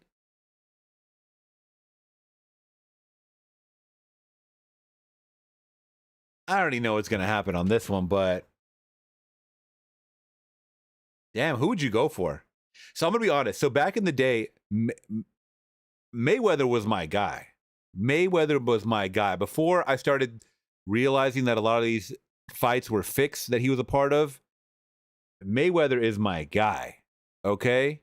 He is quick as shit. I loved his just combos. I loved all the shit talking from him. I love the fights that he was bringing. He was putting on these fights. I mean, he was the main event, you know? A lot of people got behind him to put together these fights. And like I said, the last couple of fights were obviously ridiculous and stuff like that. But I was a huge fan. During the De La Hoya days and stuff like that. Yeah, of course it doesn't make sense. But bro, does Logan Paul fighting this, or Jake Paul fighting this motherfucker Mike Tyson make sense? No. but it happened, and it pissed me off. That's why I hope it's not a repeat of that bullshit. Because, yeah, Mike is thick. You know what I mean? He's a big, bulky dude. But Mayweather is just so much faster. It just comes down to power versus speed. I mean, or is there power? I don't even know if Mike has any power left in him. I really don't. Tail of the tape. Okay, so we got an almost 10-year difference. Almost 10-year difference. Let me open it right here. Almost 10-year difference, guys. The height, Mike has. I thought Tyson was a little taller than that, but okay, he's 5'10". The reach is pretty close.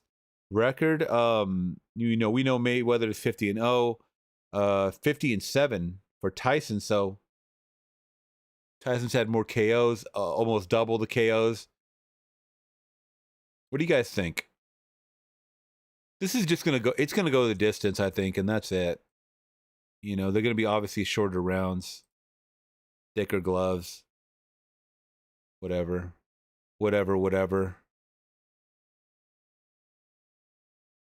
An exact date and precise location are not known, but nonetheless, Tyson said he's thrilled. Oh, he's trying to make that bag for sure. Mike Tyson and Floyd Mayweather are fighting each other. Bro, don't get too excited. This shit's gonna be fake. Let me say it again. Mike Tyson and Floyd Mayweather are actually fighting each other. Not a drill, not a prank.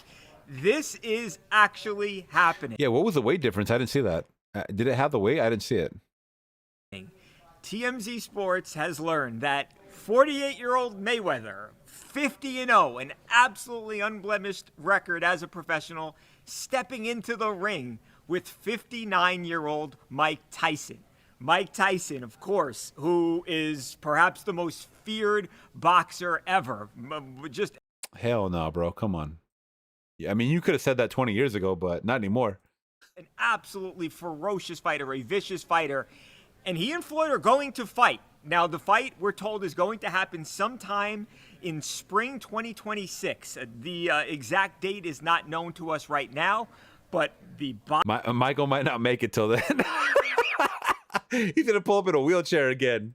Bottom line is that we have been told that this is actually happening. It's not something that may... An exhibition. Hey, you know what? Hey, check this out. Do you guys remember... exhibition match. Do you guys remember... Okay, this is where I was like, okay, Floyd ain't fucking around. Did you see Floyd? Do you guys remember Floyd Mayweather when he fought the best Japanese? I think it was the best Japanese fighter in an exhibition fight, and he fucking destroyed him. Do you guys remember this? I think he made the guy cry. Do you guys remember this?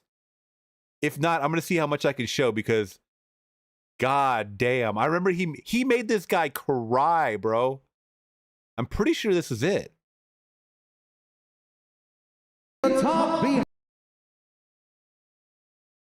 Yeah, Japanese. Tenshi Nasukawa.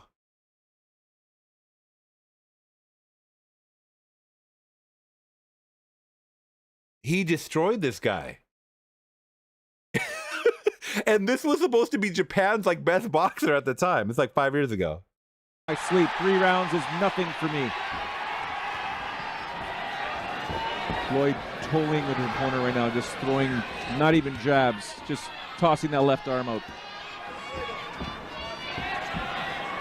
Mayweather smiling. Nasukawa. And I want to say this is right after the Conor McGregor fight. I could be wrong about that. A serious southpaw stance, looking for that distance.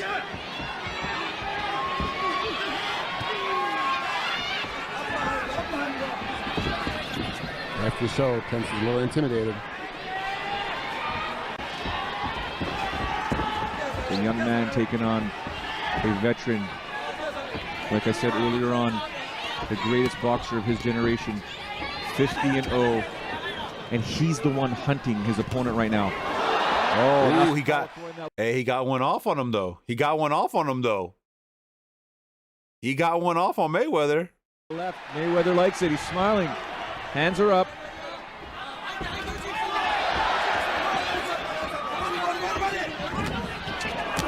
That was low. That was low. Body shot there. Remember, this is a man who can. Ah, look at this, Floyd. Bro, I don't even think he hit him. Did he even hit him? What happened there?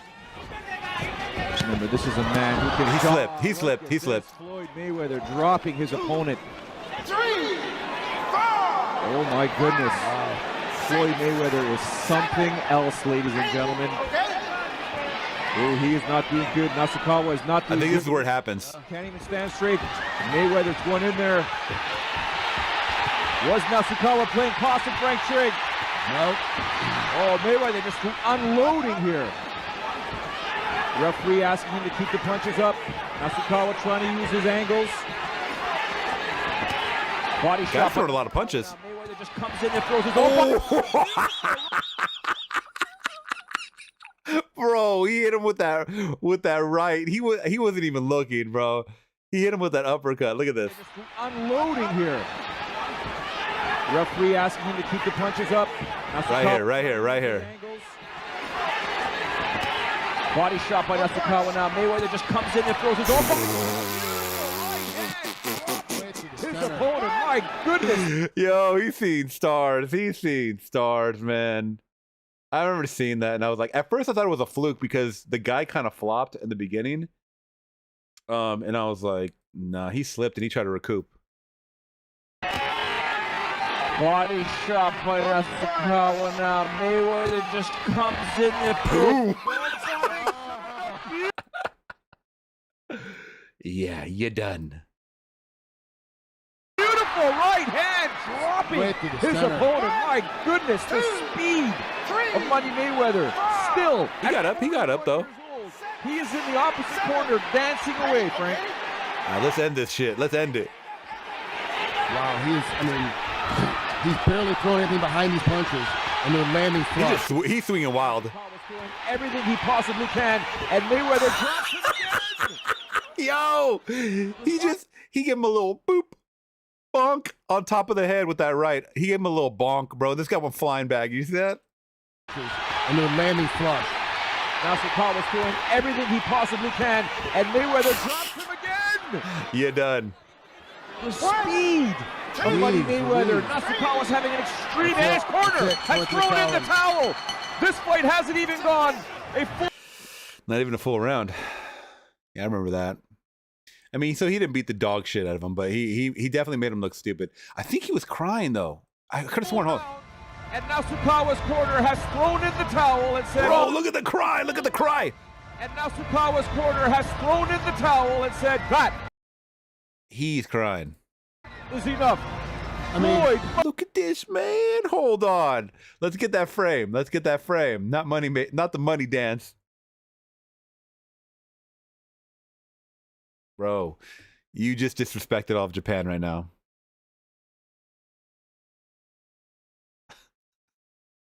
You can't tell me that's not a cry. That looks like me when I was watching the John Candy documentary trailer. That looks like me when I'm watching Man of Steel. Can I go back to being your son? You are my son. All right, guys, enough shit talking.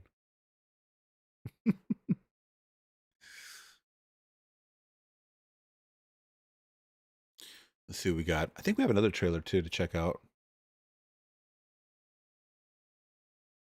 Ooh, this one was kind of tea right here. This was kind of clocking the tea right here.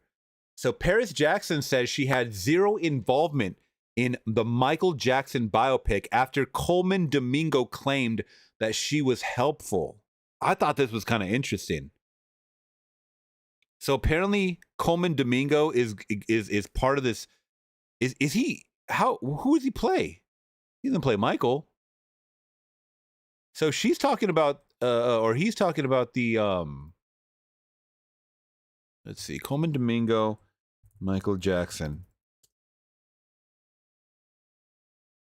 Who does he play?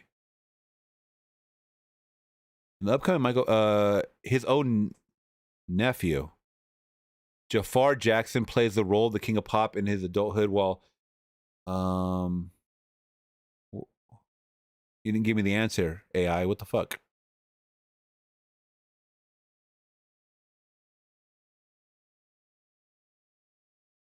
Let me see. Does anybody know?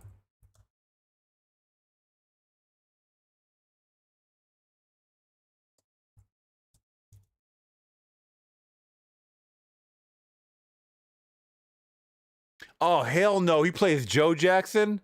Oh, my God. Hey, that's kind of good casting. This is kind of good casting. That is going to be fucking crazy, bro. That is going to be so crazy. Okay, Antoine Fuqua's directing this too. This movie is like going through production hell, though. It's taking forever to be. Okay, so she claims, check this out. She said, this is Paris Jackson. So this is Michael Jackson's actual daughter. Test tube baby. Paris Jackson. Saying, I read one of the first drafts of the script and gave my notes about what was dishonest, didn't sit right with me, and when they didn't address it, I moved on with my life. Now, this is in response to Colman Domingo claiming that she was helpful. And she even added him right here, at Colman Domingo. Don't be telling people I was helpful on the set of the movie I had 0% involvement with. LOL. That is so weird. Ooh. Okay, you fuck around with youngsters, man. They're gonna call you out. He was trying to do the professionalism part of the game. Oh yeah, Paris Jackson had an involvement. She was very helpful with the notes. She said, hell fucking no. I did not say anything of the sort. I kind of like that. It kind of lends to her character, to her how real she is as a character, as a person. I'm sorry, not a character, but as a person. I mean, your dad is the king of pop. Don't make it seem like I agreed on all this shit that's gonna help. Yeah, don't mess with Paris. Don't make it seem like whatever comes out in the movie, I'm 100% about. I wonder what Blanket has to say. Where's Blanket at? I read one of the first drafts of the script and gave my notes about what was dishonest / didn't sit right with me. And when they didn't address it, I moved on with the life. That's kind of weird too. They ask for her advice and criticism, and when she gives it, they don't respond. Like, not even like a, okay, thank you. Not my monkeys, not my circus. God bless and Godspeed. Oh shit! People can take that one of two ways. Hey, I mean, this is a movie about Michael Jackson and the Jacksons, y'all. I don't know if you should be saying "not my monkeys, not my circus." People might be taking that. You know, people take everything about race, so they might jump to that. He said, "Paris Jackson, you ain't fucking black." I seen your wife, and I seen your mom, and she's pure white. I don't know how you look the way you look. That can't be Michael Seed, can it? Guys, none of his kids look like him. None of his kids look like him. And let's go down the fucking, come on. None of his kids look like him. So don't tell me that the sperm is from him. No, it ain't. No, it ain't. None of these kids look like him. These are 3 different children. She's white, he's Hispanic, and this kid's Native American Hispanic. Bro, come on. Michael, what did that vertilago do to your DNA, bro? Because this is not his kids. Now, have you guys seen the wife?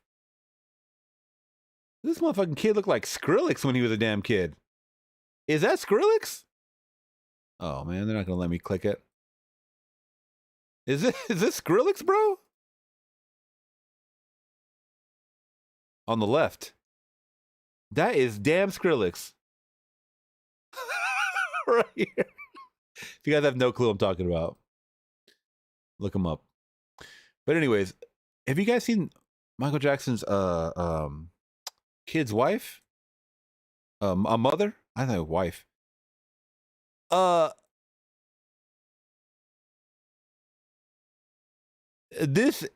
is no seed from Michael that was inserted in her.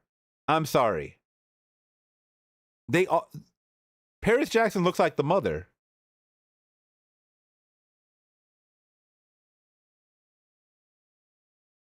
Now that I'm thinking about it, maybe the Vertilago thing was real.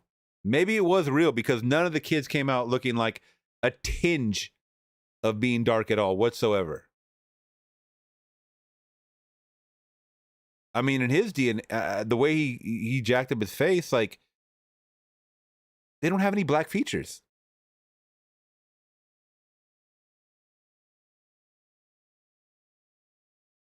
Because if you had DNA of someone who used to have dark skin, now has light skin, you would still have those features, right? This motherfucker turned into Skrillex. I cannot believe this.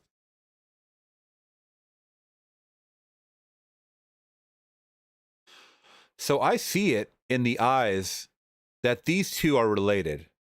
These two are. This kid, I don't know. They got him off of a missing, a milk carton. He's a missing kid right here. But these two, I could see it in the eyes that they are related.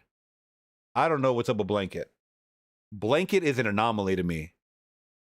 You know what I mean? He must have literally DNA'd his altered his DNA. Kids came out with plastic surgery already. But that's the T right there for the Colman Domingo thing. I thought it was interesting. Okay, guys, let's see one more. We can get to one more because I got to go on a walk right now. So we did the yacht. Let's see.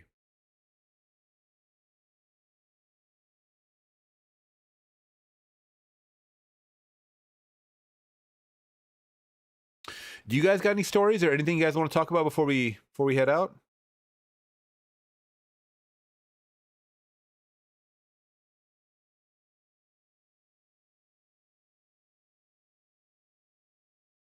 I mean, I always got stories.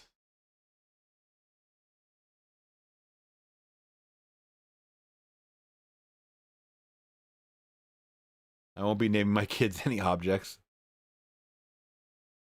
Did we go over this? That Chucky got arrested? Chucky from Chuck E. Cheese. Did we go over this already? Body cam of cops taking down mascot released. Stripping down to the parking lot. Chucky's a little bit busy, man. Chucky, come with me, Chucky. Come on. This fool said, come with me, Chucky. Come with Chucky. Chucky, stop resisting. Stop resisting. You're being detained. So we saw this, Laura and I, and I'm like, y'all, couldn't they? Okay, look at it. Some things are bigger than getting the arrest. You know what I mean? Like, yeah, the guy in the suit is wanted for something. But do you got to do it in front of the kids? No, you don't. Don't make this weird for them or a nightmare or whatever. Like, you're arresting Chucky. Take them in the back room. They got a dang, employees only lounge in the back. Take them back there. Have a slice of pizza if you want. Just fucking do your thing in the back, man. You don't got to do all this. Just say, can you come with me? I don't want to do this in front of the kids. And there you go. Someone in the background said, let him go. I didn't hear that part. Let me see what I'm saying. That already makes me like mad about this situation. Because kids don't know what's happening. Chucky's a little bit busy, man. Chucky, come with me, Chucky. Come on. Come with Chucky. Chucky, stop resisting. Stop resisting. You're being detained. Stop resisting. Let it go. Let it go. Do not cause a scene here, sir. I didn't hear the let him go part. 539, 1 to 10. This is so crazy. I'm working. I'm just doing my job. I gotcha. You don't have anything that's gonna poke me or stick me, right? No, sir. All right. Don't worry about reaching or anything. Okay. Where the That reminds me of weapons. You got pants on underneath this? I gotta take all this stuff off, huh? I gotta give it twist. If we take these cuffs off, 10-4. are we gonna have to get in a fight? Or are you No, gonna sir. I'm gonna cooperate. All right, good. I'm gonna cooperate like a regular person. Go ahead and take your shirt off, please. Oh, harassing a black man working. Not really. All I do is work. This. Okay. What do you want it for? I want to know what he's wanted for. Okay, so we don't have the full context. Let me see what the full context was. Okay, I'm gonna have to look this up then because I don't know the full context. I just saw the body cam footage. Let me see. Chuck E. Cheese. Let's see. That's the first thing that comes up. Chuck E. Cheese arrest. Because this is the thing. I don't know if you guys knew this, but police don't just arrest you for no reason. All right? They had to have ran your name through a fucking database for something, brother. They had to have. They're just not guessing that someone did a crime inside of a fucking Chuck E. Cheese suit. All right, kids and parents watched as Chuck E. Okay, let's see. We're going to detain the mouse, yada, yada. Okay. It was Jermel Jones, who's 41. Police were tipped off about an alleged criminal activity by a woman who said she regularly visited the establishment and last had physical control of her card. Wait. Okay. Police were tipped off about the alleged criminal activity by a woman who said she regularly visited the establishment. Okay, first of all, if you're regularly visiting a Chuck E. Cheese, that's weird because I mean, don't you just go there for like kids parties and stuff? How many parties are you going to regularly? Visited the establishment and last had physical control of her card when she attended her child's birthday party at Chuck E. Cheese on June 28th, according to the probable cause affidavit, along with a log of alleged fraudulent charges. The victim provided police with footage of her debit card being used at the establishment she did not shop at. Okay. Oh, so he stole her credit card. The affidavit said the victim recognized Jones as an employee of Chuck E. Cheese. Jones denied any wrongdoing, but the affidavit states that after he was placed under arrest, he advised the officer he found a credit card that day and it was on his person, but he never used it, he stated. Police said the car was found in Jones' left pocket. Brother! This is what I'm talking about. If you do the crime, don't fucking walk around with, I'm not saying lie, but I mean, you're going to get found out. But don't be stupid enough to say, I didn't use her credit. I didn't use her credit card. I just found it that day or whatever. Oh, he says, I found her credit card, but I never used it. And it was in his front pocket. Come on, man. These stupid ass criminals. No smart criminals nowadays. Police said the car was found in Jones' left pocket, had the victim's name on it. Jones was also in possession of a small amount of marijuana. Come on, bro. On the job. I mean, am I surprised that Chucky from Chuck E. Cheese is smoking weed? No, that's not surprising at all. He allegedly told the officer he was on the way to get a medical marijuana license.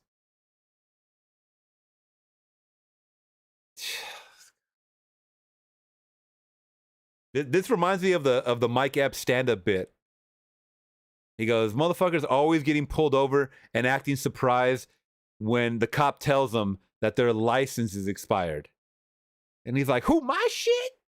Yeah, your shit. Come on, man. Stop playing the dumb card. He allegedly told the officer he was on his way to get a medical marijuana license. Stop it. Okay. Chuck E. Cheese did not immediately respond to Fox News Digital. All right, guys. So we'll see what happens. I mean, once again, all they have to do is match up the purchases. You know what I mean? Just match up the purchases if you used it or not, and it's. And once again, too, I mean, what's the common? A coworker was just telling me about this the other day. She said that she left her purse at Taco Bell, and she didn't realize it until she got home. And she called the Taco Bell, and they said that they found it, and they put it in the lost and found locker at Taco Bell. I said, wow, that Taco Bell that we go to, guys, where I work, it's notorious for a gang of homeless people walking in and out of there, panhandling in the front and on the side where the damn drive-through is at. I said, you were so lucky someone didn't go in there, just grab your shit and leave. This guy just took the card. You know you're supposed to take it to lost and found because people are going to come back for it. This Chucky did not do that. He went on a shopping spree. All right, guys, but this is where I leave you. Thank you so much for joining me on another live stream. Always fun, always fun. Cosmic, you came in here a little late. But I will be back on Sunday morning, guys. So look forward to another live stream. Thank you so much for all of the continued support. I will catch you guys in the next one. And make sure to watch the replay in case you guys missed it. All right, guys, I'll see you later. Peace.